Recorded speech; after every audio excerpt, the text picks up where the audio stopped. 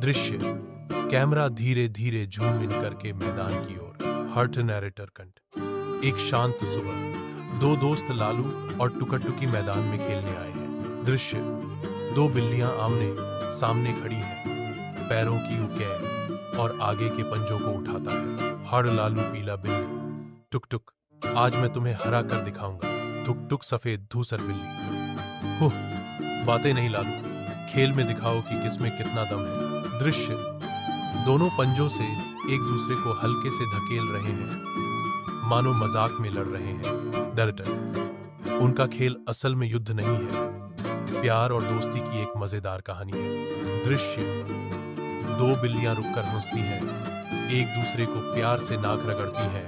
आज लालू, तू हमेशा जीत जाती है टुकटुकी, लेकिन तेरे साथ खेलने में ही सबसे ज्यादा मजा आता है टुकटुकी, और तेरे बिना खेलने में मजा ही कहाँ है लालू। अंतिम दृश्य दोनों एक साथ बैठकर सूरज की ओर देख रहे हैं, हल्की हवा में।